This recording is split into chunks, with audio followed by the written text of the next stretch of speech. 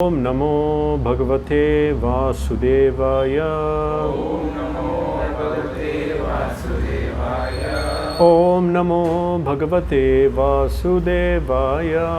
Om Namo Bhagavate Vasudevaya.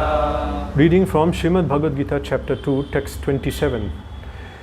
Jatasya hi dhruvaha mrityuhu dhruvam janma mrityasya cha tasmat apariharye arthe na tvam shochitum arhasi jatasya hi dhruvo mrityur dhruvam janma mritasya cha tasmad apariharyerthe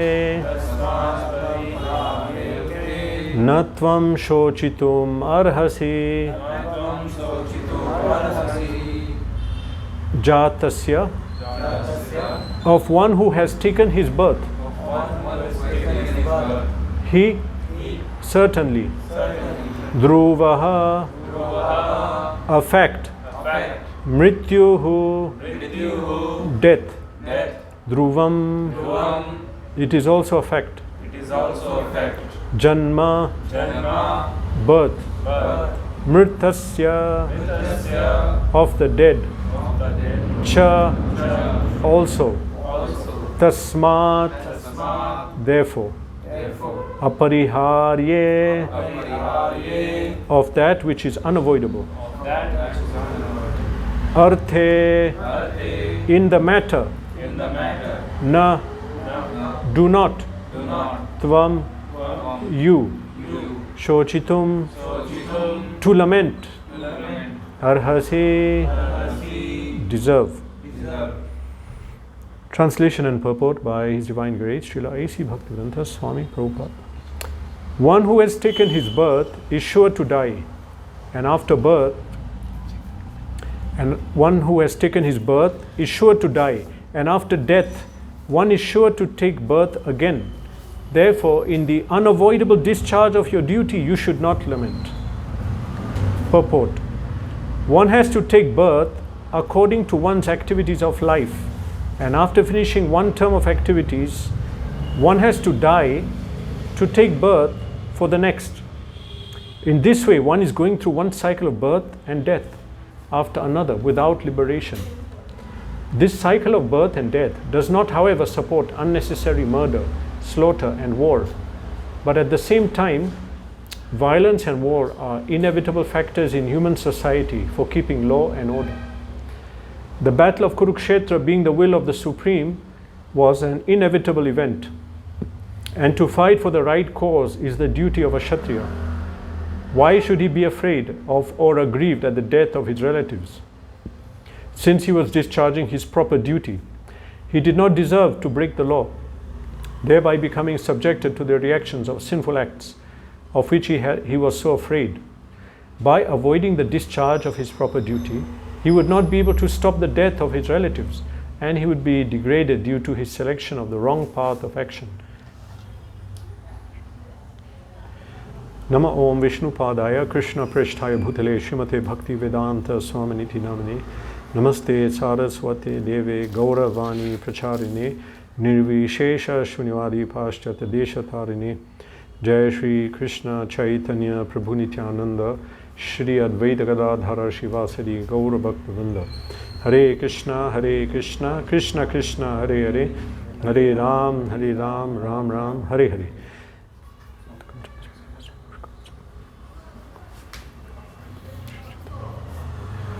Jatasya hi dhruvam mrityur, dhruvam janma mritasya cha, tasmad apariharyarthe natvam shochitum arhasi. One who has taken his birth is sure to die, and after death, one is sure to take birth again. Therefore, in the unavoidable discharge of your duty, you should not lament. This verse is speaking about one topic which we will not hear much in When we quote topics of Bhagavad-gita, we hear about karma, soul, but no one quotes the death verses so often. For whatever reason, there are many verses describing death and birth. But the Maya Shakti is so strong that we don't see death. In the higher planets, this is known as Martya Loka, because death is very prominent here. Death is in all the planets of this universe. As Krishna says in chapter 8, Brahma Bhuvana Loka, Punaravrati Arjuna. From Brahma's planet till the lowest, all of them, when you die, you take birth again. Death is there. But in higher planets, it's not so prominent. For example, among the Devatas, Devata Loka, death comes, old age is very short, death comes fast and you just fall down. Not painful, but it's there. It's the lower the species, the more the suffering is. So now in this material world, there's a long old age, earthly planetary systems, all of them. The old age drags on disease and then death. So among demigods, this is known as Martya Loka. But no one is seeing it somehow. In the whole plan of this material world and our life, no one is planning for death. This is the power of Maya, Maya Shakti, that it's everywhere, but we are not seeing it. Yeah, so it's covered completely. So Bhagavad-gita makes things very clear. As we mentioned once, that in chapter 13, there's a series of verses wherein Arjuna asks, what is knowledge? So Krishna explains all the items of knowledge. And he says one by one. Out of them, one of them is Janma, Mrityu, Jara, Vyadhi, Dukkha, Doshanu, Darshana. Knowledge means to see the evil of birth, death, old age and disease. One who sees that these four things are here and they should be avoided and overcome, and it is a suffering, that person is in knowledge. It sounds like common sense, but it's not there in the plan of people. That we have to overcome death, we're going to die, we'll take birth again, old age, disease, birth. They're not thinking about that. But Bhagavad-gita says, if someone, it's on their mind and they see that this is suffering, then this person is in knowledge. This is Gyan. How does Gyan come in the beginning? Through suffering. When we suffer, Gyan comes. Oh, this is a place of suffering. Obviously, again, this looks like common sense, but really there are people, then we're not suffering, this is not a place of suffering. Why are you saying suffering? Pessimistic person. Why are you saying that? But actually you have to go through, when you go through it, then you'll understand. Then stage 2 is how to come out. But people are stuck on stage 1, and so Prabhupada's books is explaining them in detail how they are suffering, because they don't accept. And outside India, I a few times was involved in preaching, say in Africa. So I remember this point. Sometimes you'll get an angry reaction. How to overcome suffering of this world? I'm not suffering. Okay. Relax. So that is Gyan. Gyan means I'm suffering. That is also Gyan. So now in this verse, which is right in chapter 2 in the beginning of Bhagavad-gita, Krishna is making a point which should be obvious and was so in the Vedic culture. But of course, Gita it was spoken at the end of Dwapar, you can say the Sandhya, Kali, Sandhya. And for us, it's a very prominent text. This was probably meant for us, actually. So, Jatyasihi Dhruvor Mityu. There are some things in this world which are not so sure, okay? Example, will I make money? Maybe, maybe not. Will I get a good job? Maybe, maybe not. Will I live a long life? Will I be happy in my material situation? Maybe, maybe not. Some things are not sure, but some things are sure. One of them is death. This shloka says, Jatasya hi dhruva mrityu. For one who is born, death is sure. This is sure. Everyone will die.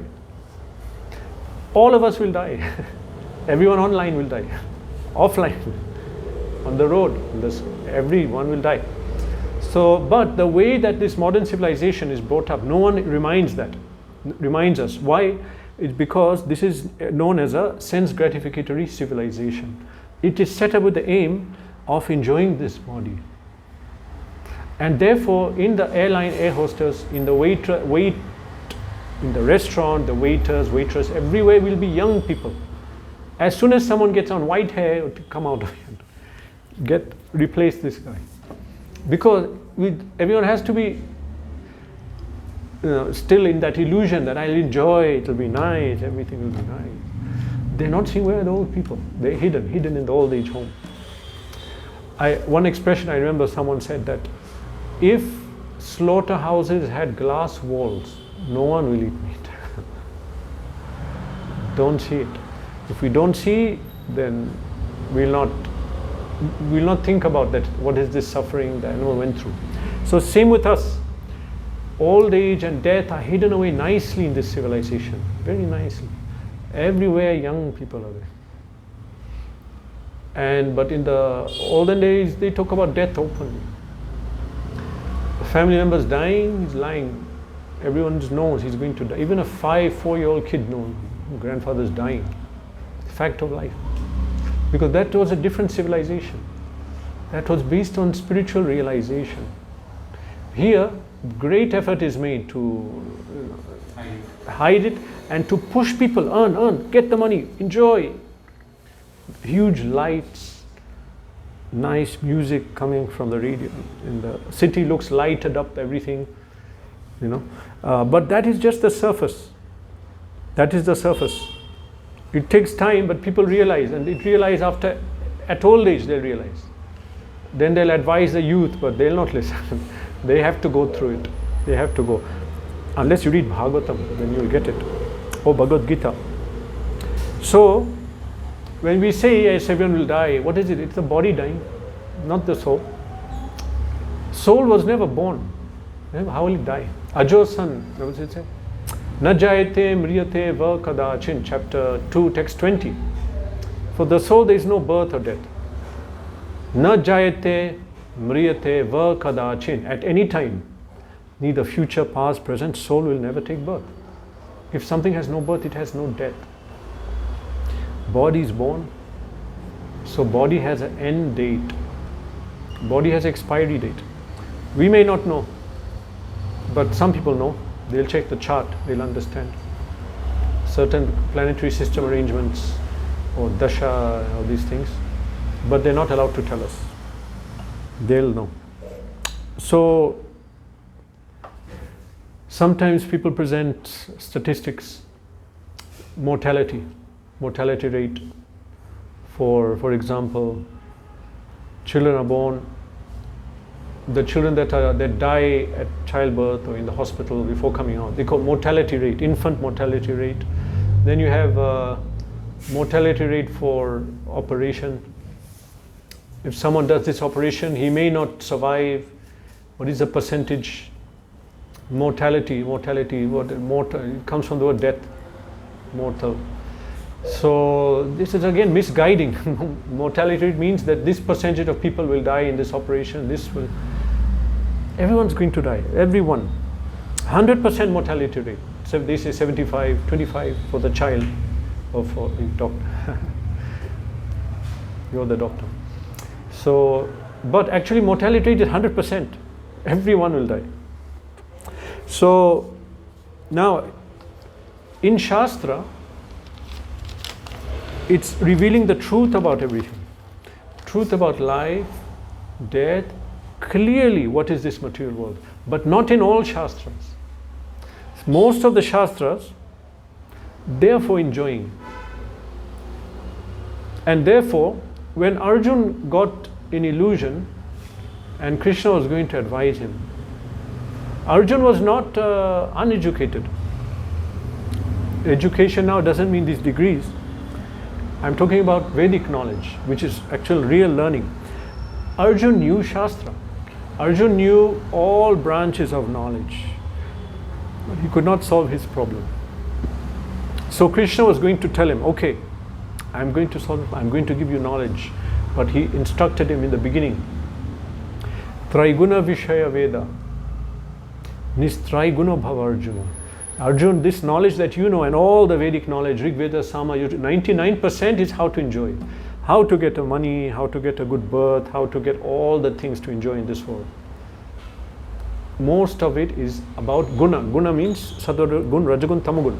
In other words, sense enjoyment. So Krishna told Arjun, forget what you learned now. Traiguna Vishaya Veda. Vishaya, the topics of the Veda are concerned with sense gratification. Nistraiguna Bhava Arjuna. Now Arjun, come beyond that. Go beyond this sense gratificatory desire. Now I'm going to give you knowledge, actual knowledge of this world. What is it? So the scriptures that give this knowledge, they're called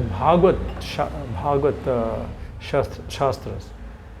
Bhagavad, in relation to Bhagavan, and the Jeev, his relation to Bhagavan, how to awaken that relation. Nothing about finding any comfort in the material world. Obviously, we'll get food, we'll eat, we'll work. It's not like we'll starve, but it's not involved with expanding the material side at all. So these are higher Shastras. They're called Bhagavad Shastras or Bhakti Shastras. So Gita is there, Srimad Bhagavatam, Brahma Samhita. Most of the other ones are not. Puranas, other Puranas. Of course the Shrutis, not on that. Okay. Now, highest among them is Srimad Bhagavatam.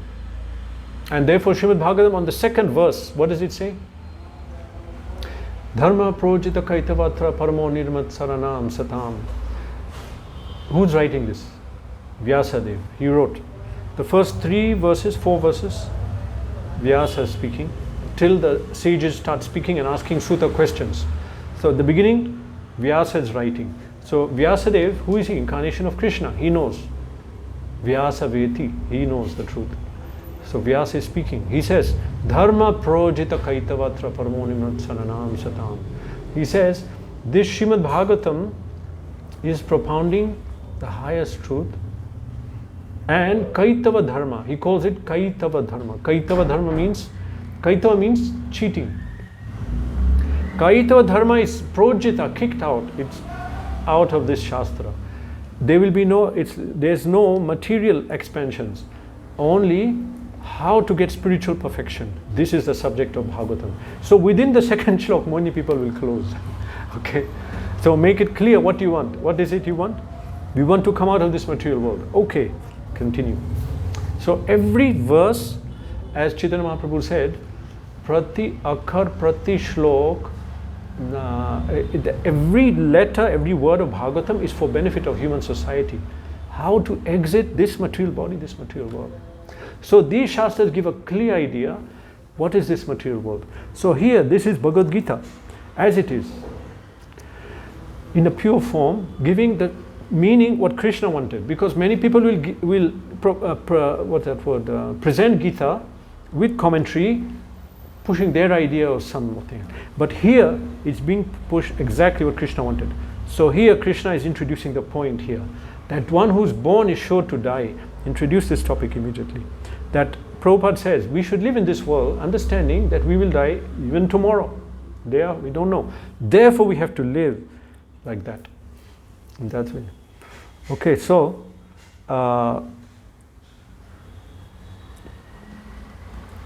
Krishna says that in Gita there's a shloka, Mrityu Sarva Harashchaham. Therein, Srila Prabhupada says that there are many atheists in this world. They don't accept God. They refuse to surrender. So Krishna says, they spoke this verse for them. Acharyas tell us, because Krishna speaks, what is the meaning? What is the deeper meaning? Acharyas reveal that. Krishna says that, Acharyam mam vigyaniyam navamanyeta karhichit. One should consider Acharya, myself, as myself. When the Guru comes, he's speaking Krishna's actual instruction. So we understand from Srila Prabhupada that verse, Mrityu Sarva Harashchaham, that I am all devouring death. it's meant for these people who are atheists, they reject God. So Prabhupada said that Krishna is saying that if you reject me, finally you will see me in death, form of death. And in one conversation in America, Prabhupada was presenting this section. He said, people, they don't see God. They say, we cannot accept God. We cannot see God. We don't accept. So then Prabhupada says, but what happens? Then Krishna comes and your bank balance, your skyscraper building, your car, your money, everything is gone. Everything is gone. Then Prabhupada said, now you see Krishna. Can you see him now? You will see in this form. If we don't see in the other form. So Krishna says, for them I meet them as death. One who surrenders, okay. One who doesn't surrender, finally at death, full dandavat. Means they'll be lying down like that. Prabhupada said that. When we are lying down, that is like we are doing dandavat. So at that time, then we see Krishna in a different form.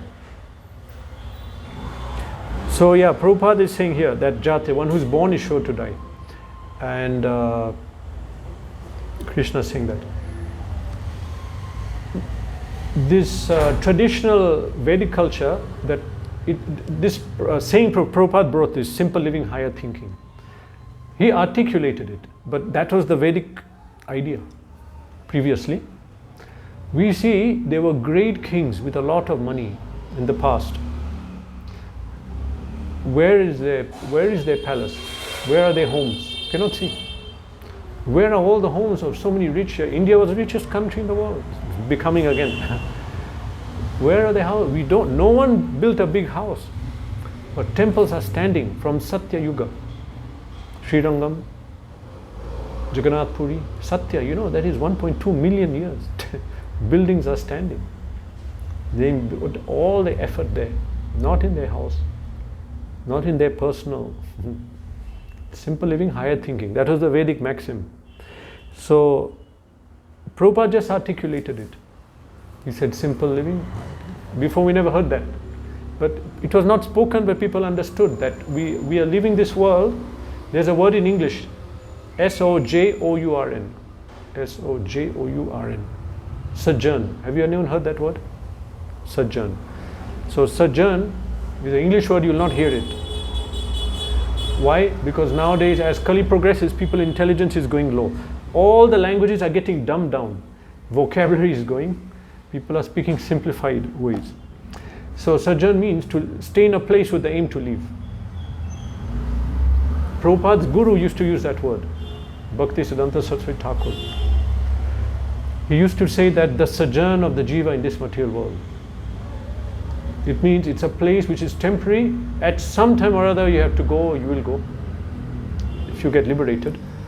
So that English is very precise, but the words are not there now. Not only English, better is Sanskrit, Hindi, but the words are not there now because people aren't using them. I mean, they're there, but no one knows them. So a specific thing is that this existence is temporary, and previously, like now, so much effort for health and good looks and accumulating material wealth, but that belies an ignorance of life, because the Vedic culture was, even someone got money, what will you do? First thing is build a temple. What will you do with the money? Build the temple, build a dharmashala. That was it. That was the thing. Everyone prepared. That was the teaching. Is that the death is any time around the corner. Prepare, be ready, and they're ready. They're peaceful. We'll hear our grandfather, great grandfather. They'll tell you in your family how they left, peacefully sleeping at home and closed eyes. Now, one drip here, drip there, medicine, machine there, then they're dying there in the hospital. It was not the system before. That my time has come, they cannot cure me. Okay, I'll stop eating and just leave peacefully. That's the system. Why? People understood this death, it will come tomorrow, today, it will come. And best thing is prepare for it properly. Just prepare. So, body is born. Soul is not born. We have to remember this point again. It's the soul is not dying, it's the body. Because body has a beginning, body is born. So it will die. Soul is not born, soul will not die. But if someone does not know that, if someone is identifying with the body, then that fear comes. And that fear and that panic and anxiety. But for a realized soul, dhiras tatta namohyati, Bhagavad-gita says. Tata dehantara prapti. When one changes the body, we call it death now. Dhiras tatta namohyati. The dhira, the one who is educated, understanding, in knowledge, he is not bewildered. What is happening? Why he is dying? Where is he going? He is peaceful. Educated person is in knowledge, he is not disturbed. So now we are saying birth is certain. It says here, Jatasya dhruvo mrityu. One is born is sure to die. Okay, but now don't stop there. It's going on. What is the next part? One who's died is sure to be born. Okay, already Bhagavad-gita has left all other knowledge systems behind. They are not going to talk about taking birth again. It's only in Bhagavad-gita. Punarjanma. So it says here, Dhruva Janma Mritasya, one who is died is sure to take birth again. This is knowledge. This is knowledge. That I will die, that is knowledge. People don't know that. People, it's not on their mind when they're doing their planning, life plan. So that is also knowledge, that we'll die. And then we'll take birth again. Dhruva Janmritasya cha. One who's died is sure to be born again. Arjun had all different aspects of knowledge. He studied, Kshatriya were Rajrishi. They were rishis and rajas. They knew Shastra. Prabhupada said the best form of government, benevolent dictatorship. Educated, trained people, dictator. That we don't have to consult anyone. But he knows, since age 5, he's studying how to rule. So Rajrishis were trained. Arjuna was trained. But now Krishna is giving higher knowledge. Because Krishna was speaking on Artha Shastra. That now you have to fight. Arjuna, you have to fight. This Artha Shastra. Kshatriya must fight. Who's on the other side? Family, friends? That doesn't matter. You have to fight. And they fought. Actually, it was very common. Even they didn't see this side, that side. Just before the war, they'll announce. In Mahabharata, they announced, okay, now the war is starting. Who want to change side? Change now, not in the middle of the war. All in between, people will go, okay, I want to be this side, that side. When the conch was blown, all the Kshatriyas said, I must be in that war. Which side? Doesn't matter. I must be there. Their duty, nature is to fight and to uphold dharma. So Arjuna had that knowledge. He was there, but he didn't want to fight. So Krishna spoke Artha Shastra. You have to fight. It's your duty. You're Kshatriya. You must fight. Then Arjuna quoted Dharma Shastra. We shouldn't kill. Manu Samhita, Parashara Smriti. If you kill people, the wives will not have any protector. They'll be misused. Unwanted progeny will come. Strishu dushtashu varshneya jayate varna sankara. Degraded population, born without culture, without training. Out of marriage. So, sankanaraka eva kulagnanam kulasyacha. When these varna sankara, people who are not trained, brought up in samskar properly, and not taught kula dharma, the duties of the family, what will happen? Sankaro narakayeva. This world will become hell. It happened, by the way. It happened. Sankaro narakayeva kulagnanam kulasyacha. It will become hell for that family and for the people who kill the men so that the women are not protected. So everyone will suffer. So Arjuna had that knowledge, he spoke, but he didn't, and now Krishna quoted Artha Shastra. Arjuna spoke Dharma Shastra, then Krishna speaking spiritual knowledge. That he didn't have. He didn't have this knowledge. This is rahasyam hi etat uttamam, very confidential. Who will have that? It says in Gita many places. Confidential knowledge. So he didn't have that knowledge. So now Krishna is speaking this knowledge and telling him that you're saying you don't want to fight because you'll kill these people. They must die. If you don't kill them, they'll die. This is the verse spoken. Jatasi dhruvo mrityur. What do you think? You will not fight, so they'll not die. They will die because they took birth. Jatasi dhruvo mrityur. But dhruva janmitasya cha, they'll be born again. They'll be born again. So you as a Kshatriya, your duty is to uphold dharma. Regarding killing, body is being killed, body is born, it must, but the soul again will take another body. Dhruva janma, they'll take birth again. You cannot interrupt that, you cannot stop that. Even if you're Kshatriya, you can kill, but they'll come back. This is why this verse was spoken. Tasmad apariharyarthe na tvam shochitum arhasi. He says, therefore, in the unavoidable discharge of your duty, you should not lament. As a Kshatriya is meant to have been, sometimes they see someone fighting, a fighting nature, Kshatriya. No, it's not like that. They were very dharmic, they upheld Vedic culture, they were educated in Shastra. Kshatriya, not simply he can fight, he's a Kshatriya. Actually in the armies there were many Shudras also. They'll be paid also. But Kshatriya meant this also.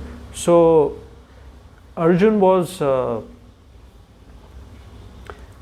Krishna was giving this knowledge to Arjun, that you should be thinking like this, that yes, I'm fighting, yes, they'll die, but they'll be born again. You should have to see like this.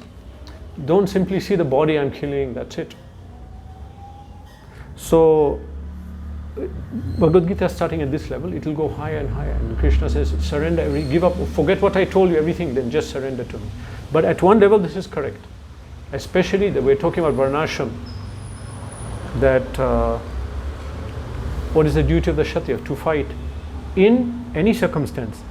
Tasmad apariharye in this shloka means which is unavoidable duty. Kshatriya must fight, whatever the situation, whoever he's fighting. Okay, he said, Nattam shochitum arasi, don't lament, do your duty. By doing his duty, he'll be elevated. Arjuna is thinking, I won't kill them because I'll incur sins. But Krishna is saying, if you don't kill them, you will get sin. Because you are turning away from your duty, dharma. His dharma, if we look at dharma, has many levels. Ultimately, we have Sanatana dharma, dharma of the soul. But now we're speaking about jati dharma, the varna. For Arjun's duty now is he has to fight, and he's not fighting, that is sinful. And actually by killing he'll not get sin, because it's a dharma yuddha, Krishna is saying. So now someone might say, okay, soul is born, it must die, so I can kill. Anyway he'll die.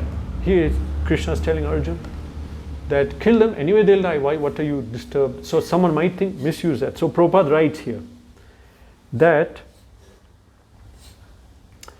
this cycle of birth and death, however, does not support unnecessary murder, slaughter and war. But at the same time,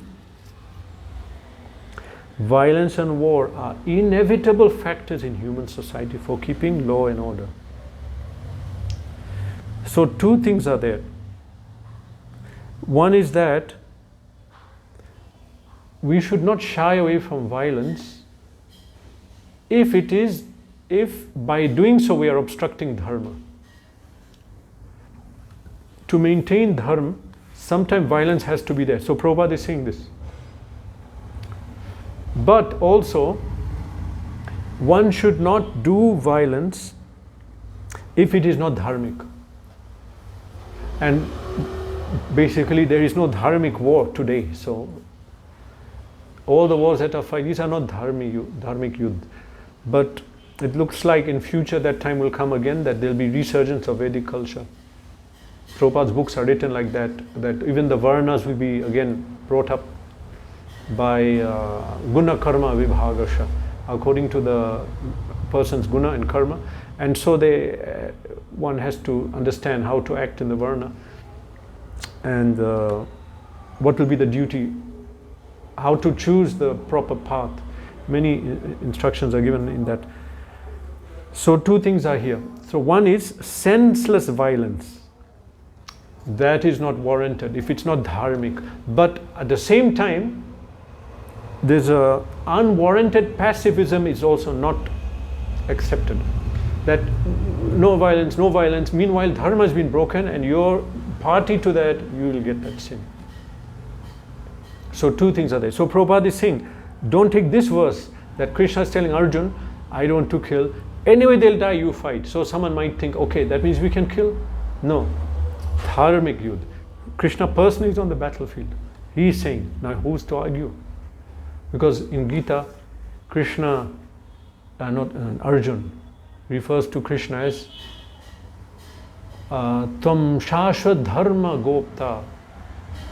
You are the keeper, maintainer of the eternal religious principles. Chapter 11, text 18. Arjun refers to Krishna as maintainer of religious principles. So the maintainer of eternal religious principles, Shashvat Dharma Gopta, is on the battlefield telling you to fight. So there is no sin. Bhagavad-gita is spoken now on a battlefield. So now in order to communicate points, we are speaking about battle. But we don't know that when it was communicated, when the battle was, when this knowledge was spoken on the sun planet, it may not have been a battlefield. But it was spoken in a different scenario.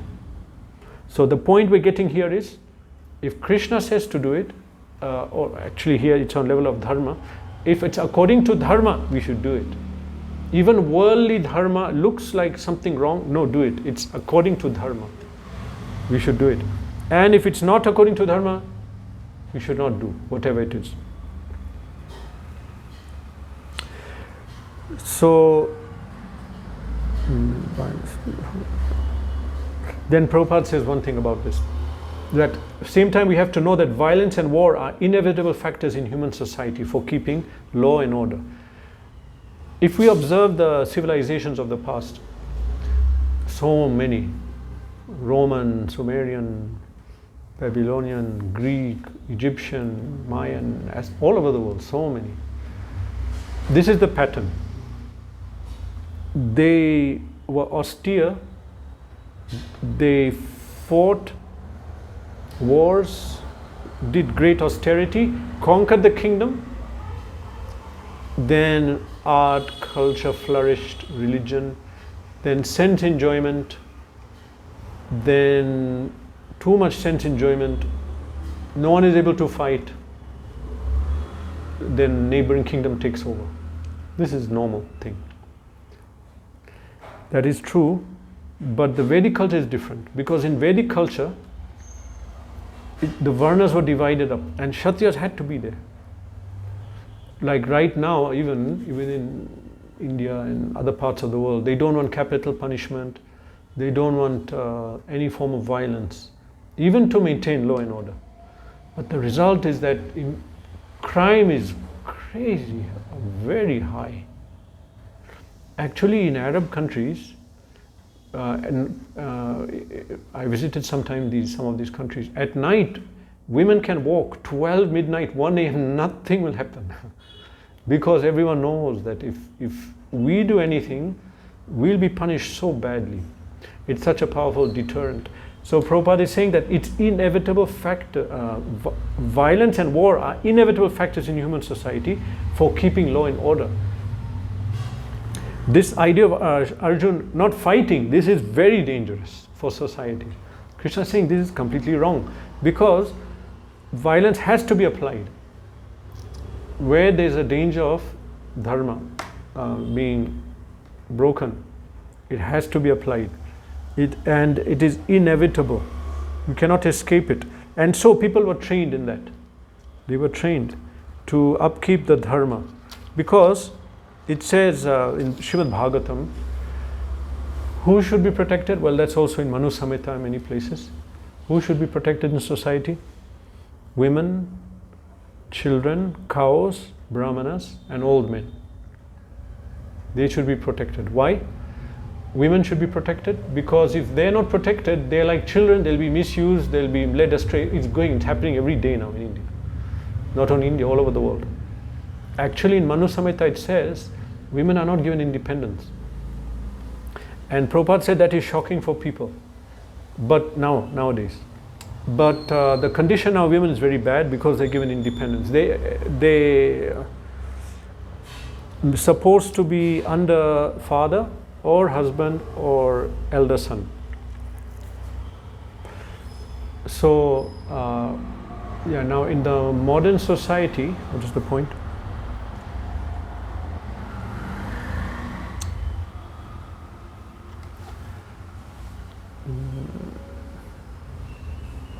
The point before that. Okay, anyway. Women and cows. Protection.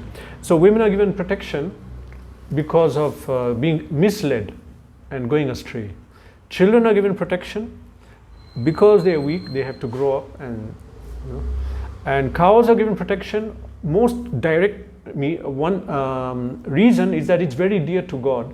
But okay, actually within Manu Samhita they don't say that point because people are not on that religious level. Economic level, okay, cows give milk. Milk is essential in human society. If cows are slaughtered, milk goes, curd goes, and ghee goes. Very important. The human society cannot survive without milk because from milk comes ghee, from ghee, yajna and all that. And you may say, no, but human society is surviving without cows in some parts of the world. Well, according to Shastra, that's not human. They're not human. They may have 2 legs and walking, but they're not human. Human society begins with self-realization. So, cows are important. They give miracle food of milk and everything derived from that. And why? What is the benefit of that? It gives higher intelligence to understand spiritual topics. Taking milk, taking ghee, curd is essential. So cows should be protected, women, children, old people should be protected. Because it's written that at the last stage of their life, they're meant to fully focus on spiritual things. They shouldn't be thinking about self-defense. That is the last stage where they have to get perfection and get liberation from this material world. Cows, brahmanas also, because brahmanas are the head of society. They should be left in peace to study the Shastra and guide the population. If they're thinking about self-defense, they cannot do their duty, society will suffer. Or if they're thinking now we have to earn money, then it's a problem. So they were maintained and they were protected and they discharged their duty. So this was the model of the society, that they were protected. So who was going to do that? Kshatriyas. They had to do. If they didn't act, any of these classes are suffering, then the human civilization is gone. It will become animal civilization.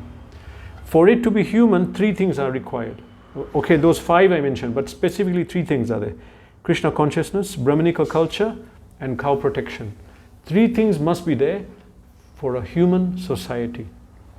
Brahmanical culture means that a culture based on Veda and guidance from Veda.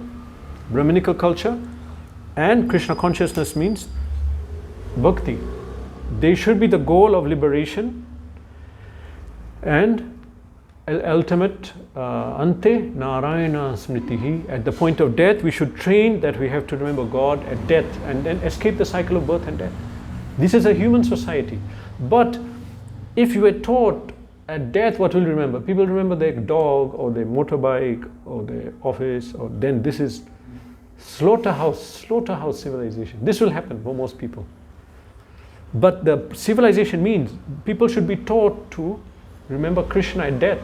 Ante narayana smriti etavan sankhya yoga bhyam swadharma parinishthaya janma labha para pumsam ante narayana smriti. That means the perfection, etavad sankhya yoga bhyam. Sankhya means the impersonalist. They'll sit and meditate. What is the perfection of that meditation? Okay, and etavad sankhya yoga bhyam, yogis. they'll be doing their yogic practice. Etavan Sankhya Yoga Vyam Swadharma Parinishtaya. Others will say, I have to do my duty as a Kshatriya, as a Brahmana, as a Shudra, as a Vaishya properly. Swadharma Parinishtaya. All kind of people.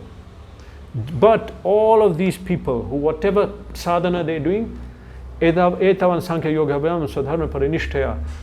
Janma Labha Para Pungsam. The perfection of life is Ante Narayana Smritihi. At death we have to remember Krishna. Otherwise that life is a failure. And that death is a failure. Again you have to take birth. Again start from the beginning. So that society must be protected, these principles, and therefore the Kshatriya must be doing his duty. If the Kshatriya is not doing this duty, the society will break down. Then that society cannot remain on that platform. And so it is a dangerous precedent that the Kshatriya is saying, I won't fight, I'll kill these people, they'll die. Krishna is saying, they'll die anyway. You have to do your duty. Tasmad apariharyarthe. Unavoidable. It's not something to be avoided at all. Natvam shochitum arhasi. You should not lament to do your duty. Everything will be destroyed, whole society. Everyone in the Varnashram system had their duty. Just like if you start the car and open the bonnet, so many parts are working. Everyone had their duty. Shudra, Vaishya, Kshatriya, Brahmana, they had their duty. They must do it. If anyone is not performing their duty, then the society is gone. And each one is thinking, I am doing my duty for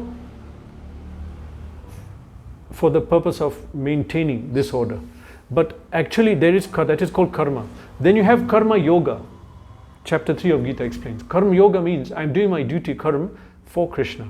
That Krishna has set up this system of this society. I must do my duty in this society to keep it working so that the jivas can elevate and Krishna's work can be done. That is karma yoga, different from karma.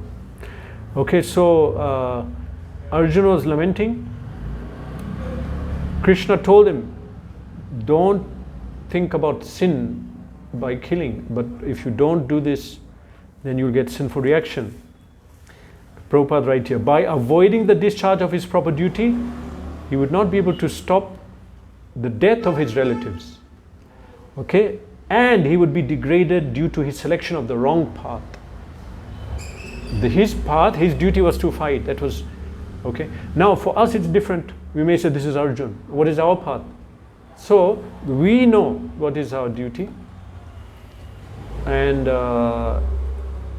that if it's not done, it will be damaging for us. So later on it will be clarified when we say dharma. It could mean two things. One is dharma within Varnashram. Now Varnashram system is broken down, but still its effort to revive it is there within ISKCON. But dharma can also mean Guru's order, Guru Adesh, Guru Agya. That is also dharma. The duty of the jiva is to do dharma. What is that?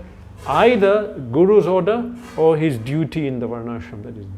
So whatever we are seeing here, that can be applied in that way. Order. And for us, those who came in ISKCON, who have not taken Diksha, who want some guidance, Prabhupada is the Guru. Until we reach the point, at one time we have to take Diksha from a representative of Prabhupada. But up to that point, if we follow the order of Prabhupada, what to read, what to hear, what to do. Now Prabhupada says we have to propagate the movement, we have to preach, because the people are living in this world, he said, like cats and dogs. How does a dog live in this world? Dog is thinking, first of all, where's the female dog? No, before that, where's the food? He got the food. Now where's the female dog? I got energy. Okay, next, now where will I sleep at night? That's animal life. Okay, what are the humans thinking? Same thing. Yeah, they're womanizing, or men chasing men, chasing women, and chasing food. Food means money. Chasing money, sex, and house, good house. And of course we need this. It's not that we don't need. Of course we have a marriage institution, house, all that. But that is not the main thing. That is the side thing. They took the side thing and made it the main thing in life. And where is the spiritual realization? So that's not human life. So as Prabhupada said, now Kali Yuga has become animal life. That the people are behaving like animals. Simply, where is sex, where is food, where is shelter. No one is thinking about God. If a dog does that, we cannot criticize. He's a dog. But human being has high intelligence, has a brain, such a powerful brain a human has compared to animal. Why? To read the Shastra and understand. So if we do if Arjun did his duty, even though it's difficult, then he will get the benefit. So he's representing our position. In unavoidable discharge of your duty, we should not lament. Tasmad apariharyarthe natvam shochitum arhasi. We don't have to lament. Hare Krishna. Any question? Prabhuji, you told about chapter 3, Karma Yoga. Chapter 3 of Gita, yeah. So, chapter 5 is also called Karma Yoga, right? No, that's Karma Sannyasa Yoga. Chapter 3 is basically explaining the beginning of the spiritual evolution of the jiva. Lowest level is Karma Kand, then goes to Karma Yoga gradually. Karma Yoga simply means that serving God, Krishna within the Varnashram institution, practicing, doing the samskars and jati dharma, kula dharma, doing like as a Kshatriya, Brahmana, Vaishya, what are the things they'll observe. So Vaishyas will observe so many practices for relating to their farming, harvest and all that. Kshatriyas will observe, Brahmanas will observe different things. So that is coming under Karma Yoga, but that is Karma. Karma Yoga means doing everything but with an idea for liberation, thinking about Krishna. Okay. Chapter 5 is Karma Sannyasa Yoga. That means yoga of giving up karma. Chapter 5. That means it's basically, I heard this is for sannyasis. Karma Yoga, action in Krishna consciousness. It's basically the Sanskrit name was Karma Sannyasa Yoga. That is, one gives up the varna and is now acting just directly satisfying Krishna. Action in Krishna consciousness, directly serving God, not in the Varnashram. Hare Krishna.